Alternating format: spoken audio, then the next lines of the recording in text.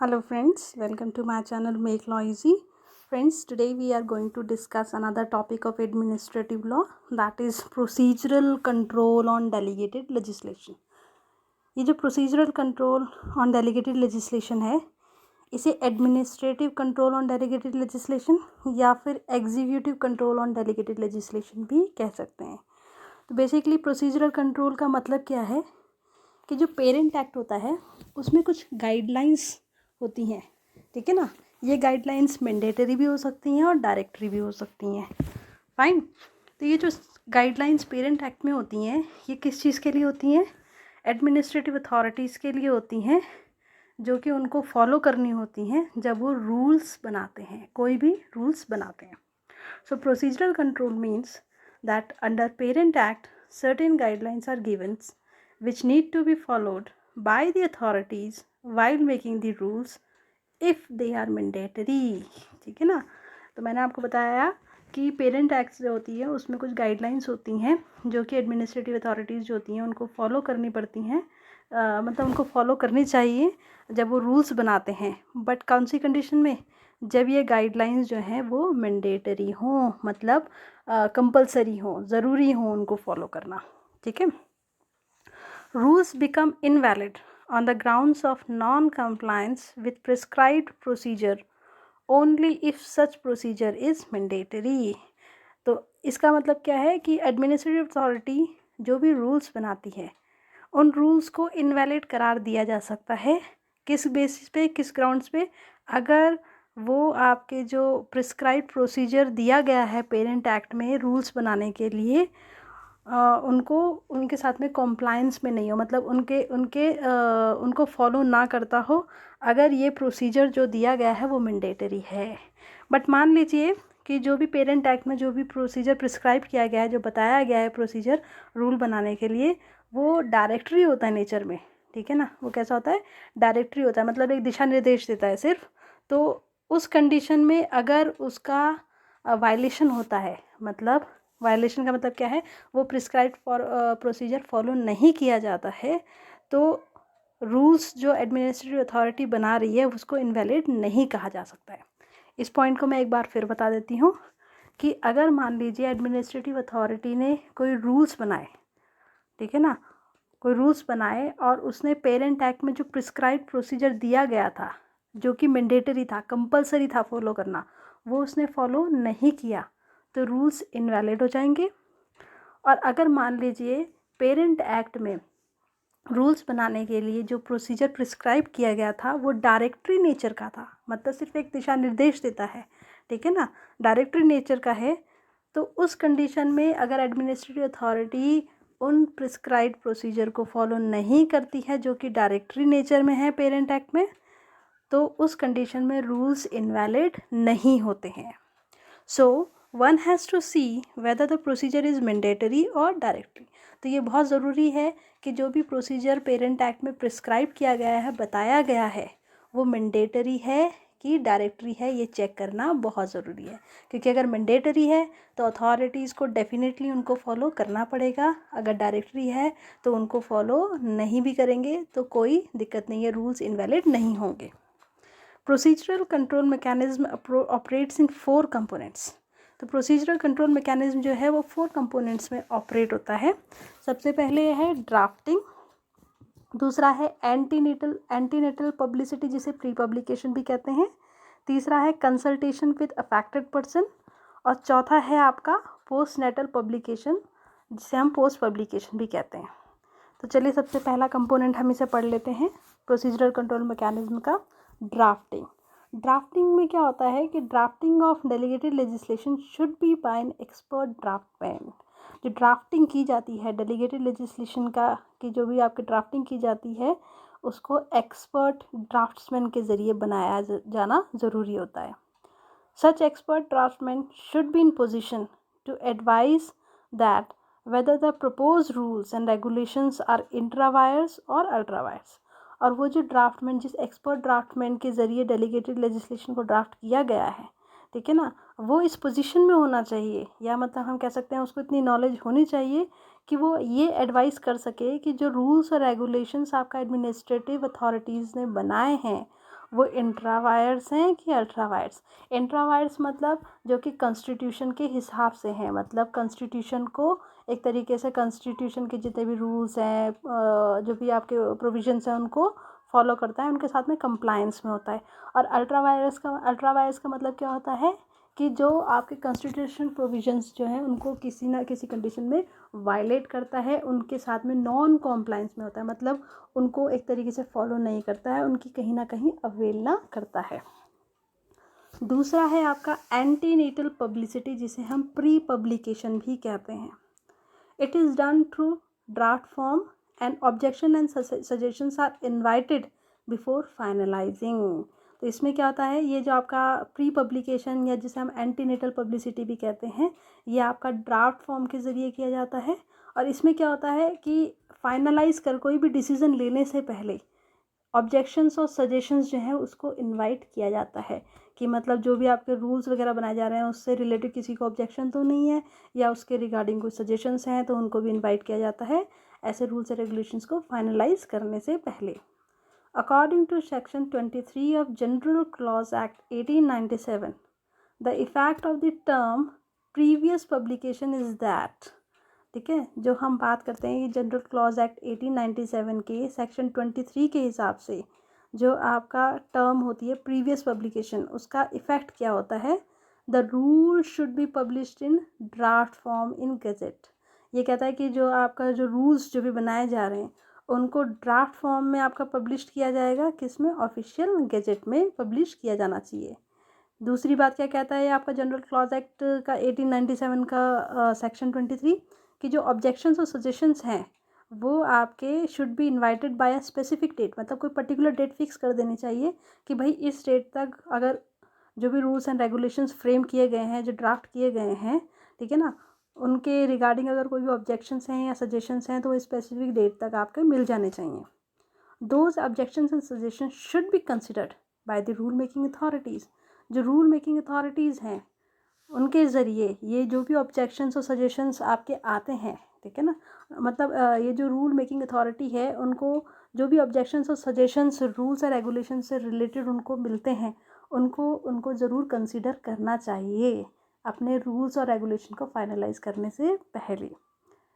अब इसमें आप एक चीज़ नोट कर लीजिएगा, ये जो आपका जनरल क्लॉज एक्ट 1897 में जो भी प्रोसीजर प्रिस्क्राइब्ड किया गया है वो सिर्फ रूल्स रेगुलेशंस और बायलॉज में एप्लीकेबल होता है, ठीक है ना। मैं एक बार फिर बोल देती हूँ कि आपका जो जनरल क्लॉज एक्ट 1897 जो है इसमें जो भी प्रोसीजर प्रिस्क्राइब किया गया, जो अभी मैंने आपको ऊपर पढ़ा है ना, कि जो रूल्स हैं वो आपके ड्राफ्ट फॉर्म में गैजेट में ऑफिशियल गैजेट में पब्लिश होने चाहिए, और स्पेसिफिक डेट तक ऑब्जेक्शन और सजेशन जो है वो इनवाइट करने चाहिए, साथ ही ऑब्जेक्शन और सजेशंस को कंसिडर भी किया जाना चाहिए रूल मेकिंग अथॉरिटी के ज़रिए। ये सारा जो प्रोसीजर है ये आपके रूल्स रेगुलेशंस और बायलॉज में एप्लीकेबल होते हैं सिर्फ। इसके अलावा ये किसी भी एडमिनिस्ट्रेटिव रूल मेकिंग के अंडर कोई भी आपका जो रूल बनाते हैं, ठीक है ना, कोई भी दूसरे नेम के अंडर आपका ये गवर्न नहीं होता है। Administrative rule making under any other name is not govern by this act. मतलब ये जो एक्ट है ये सिर्फ रूल्स रेगुलेशन और बायलॉज को ही गवर्न करता है, ठीक है, उनमें ही एप्लीकेबल होता है, और किसी में भी एडमिनिस्ट्रेटिव रूल मेकिंग के अंडर किसी और नेम में ये आपका एप्लीकेबल नहीं होता है, ठीक है ना। Now consultation with affected person. अब इसका मतलब क्या है कि आपका consultation with affected person makes administrative rule making a democratic process and therefore increases acceptability and affectability. तो ये आपको पता है कि देखिए अगर आप कोई रूल बना रहे हैं, है ना, और आपको पता है कि इस रूल से किसी पर्टिकुलर पर्सन या किसी पर्टिकुलर अथॉरिटी या किसी पर्टिकुलर सेक्शन, ठीक है ना, या किसी पर्टिकुलर स्टेट, कुछ भी है, मतलब किसी को आपका नुकसान होने वाला है, या हम कह सकते हैं उसको उसके इंटरेस्ट उस रूल से अफेक्ट हो सकते हैं, और अगर मान लीजिए जो एडमिनिस्ट्रेटिव रूल मेकिंग अथॉरिटी है वो उससे कंसल्ट कर लेते हैं, ठीक है ना, उससे कंसल्ट करते हैं, तो ये एक तरीके से रूल मेकिंग जो एडमिनिस्ट्रेटिव रूल मेकिंग प्रोसेस जो होता है उसको ज़्यादा डेमोक्रेटिक बना देता है, ज़्यादा लोकतांत्रिक बना देता है, क्योंकि आप उन लोगों के इंटरेस्ट भी, मतलब उन लोगों से भी कंसल्ट कर रहे हो जिनके इंटरेस्ट जो हैं इस रूल से आपके अफेक्ट हो सकते हैं। तो इससे क्या होता है कि ये जो आपके जो रूल्स और रेगुलेशन जो भी एडमिनिस्ट्रेटिव रूल मेकिंग अथॉरिटी बनाती है वो उसकी एक्सेप्टेबिलिटी और इफेक्टिविटी जो होती है वो बढ़ जाती है। तो इंडिया में क्या है, इंडिया में बेसिकली कोई भी जनरल लॉ नहीं है जो प्रोवाइड करता है for prior consultation with affected person before rules and regulations are framed by administrative authority.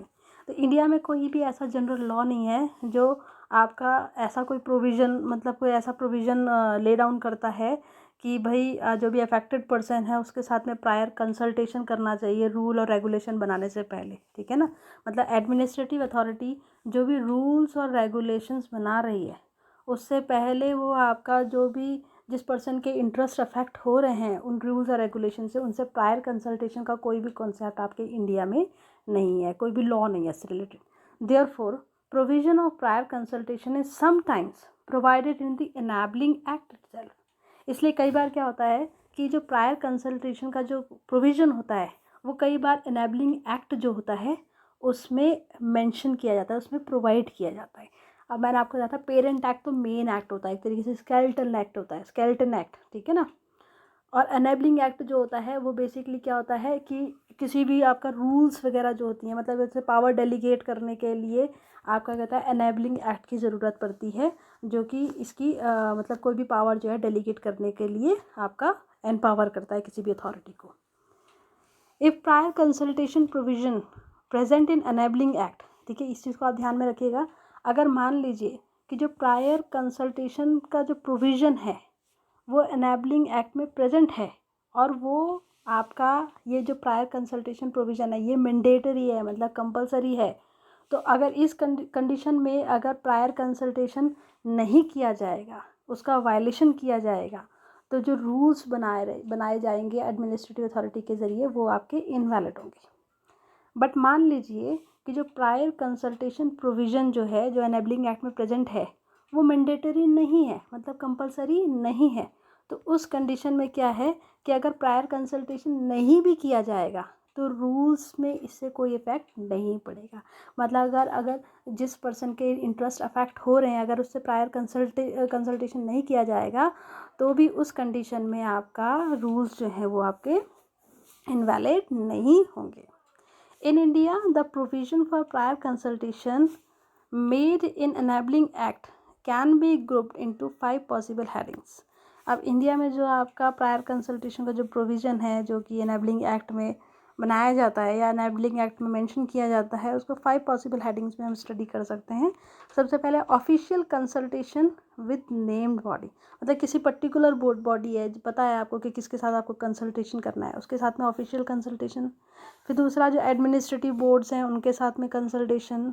जो इंटरेस्टेड पर्सन है, मतलब जो कि आपको किसी पर्टिकुलर रूल्स एंड रेगुलेशन में इंटरेस्टेड हैं उनके साथ में आपका कंसल्टेशन।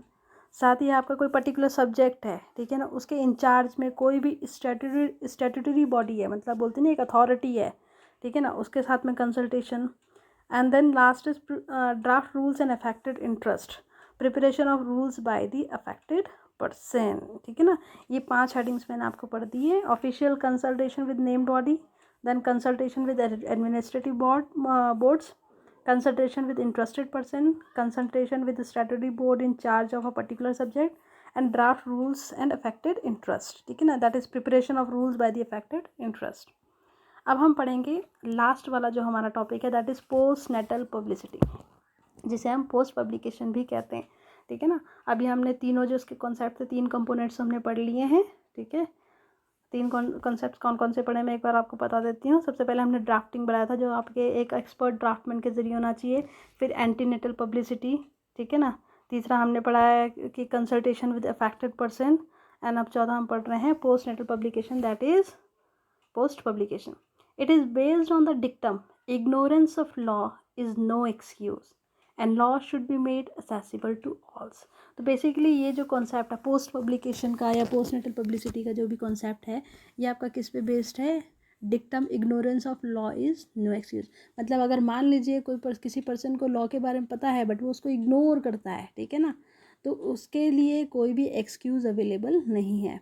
और क्या बात कहता है कि जो लॉ है it should be accessible to all. Law जो है वो सबको एसेसिबल होना चाहिए, मतलब सबकी पहुंच में होना चाहिए। In India, there is no general law prescribing the mode of publication of rules. तो अगर हम बात करें कि जो रूल्स का पब्लिकेशन है कि किस तरीके से इन रूल्स को पब्लिश किया जाए, इसके लिए इंडिया में कोई भी पर्टिकुलर जनरल लॉ नहीं है जो कि आपका ये मेंशन करता हो कि किस मोड से, किस ज़रिए से रूल्स को पब्लिश किया जाए. इसलिए ये जो प्रैक्टिस ऑफ पब्लिकेशन है ये स्टैट्यूट टू स्टैट्यूट मतलब लॉ टू लॉ आपका डिफ़र करती है. किसी एक लॉ में आपका मेंशन किया जा सकता है कि भाई ड्राफ्ट के ज़रिए होना चाहिए, किसी में क्या हुआ है ऑफिशियल नोटिफिकेशन के ज़रिए होना चाहिए, किसी में ये भी हो सकता है कि भाई आपका ऑफिशियल जो आपका गैजेट है उसमें पब्लिक उसमें आपका नोटिफिकेशन होना चाहिए. तो डिपेंड करता है. In some cases, the statute lay down that the rules must be published in the official gazette, but in some cases, the administrative authority is left free to choose its own mode of publication. जैसे इसमें कह रहे हैं कि कई बार क्या होता है, कुछ केसेस में क्या होता है कि आपका कुछ जो आपके स्टैट्यूट्स होते हैं उनमें आपका क्लियर कट मेंशन किया जाता है कि आपका जो भी आपका ये पब्लिश्ड है मतलब जो भी रूल्स वगैरह हैं उनको ऑफिशियल गैजेट्स में पब्लिश करने हैं. बट सम केसेस में क्या होता है, सम केसेस में क्या होता है कि it is left free to choose its own mode of publication. मतलब एडमिनिस्ट्रेटिव अथॉरिटीज़ जो होती हैं ना उनको फ्री छोड़ दिया जाता है कि वो अपने हिसाब से मोड ऑफ पब्लिकेशन जो है उसको चूज़ कर सकते हैं. Unless the rule making authority has laid down a date on which the rules should come into force, the rules generally come into force on the date of publication. तो basically क्या होता है कि ये जो आपका रूल्स जो होते हैं ना जनरली कब फोर्स में आते हैं, जब इनको पब्लिश जनरली आपका ये जिस डेट में इन्हें पब्लिश किया जाता है उसी डेट से ये आपका फोर्स में आ जाते हैं. ठीक है ना.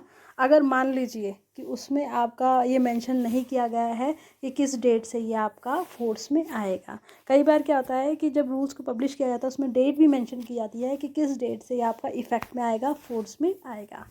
तो फ्रेंड्स ये हमारा जो प्रोसीजरल कंट्रोल था डेलीगेटेड लेजिस्लेशन पे ये हमारा कंप्लीट हो गया है. अब जो नेक्स्ट वीडियो है वो मैं आप बनाऊंगी judicial control on delegated legislation पे. तो प्लीज़ आप वीडियो देखते रहिए और अगर आपको इससे कुछ हेल्प मिले तो प्लीज़ लाइक एंड सब्सक्राइब ज़रूर करें. Thank you very much.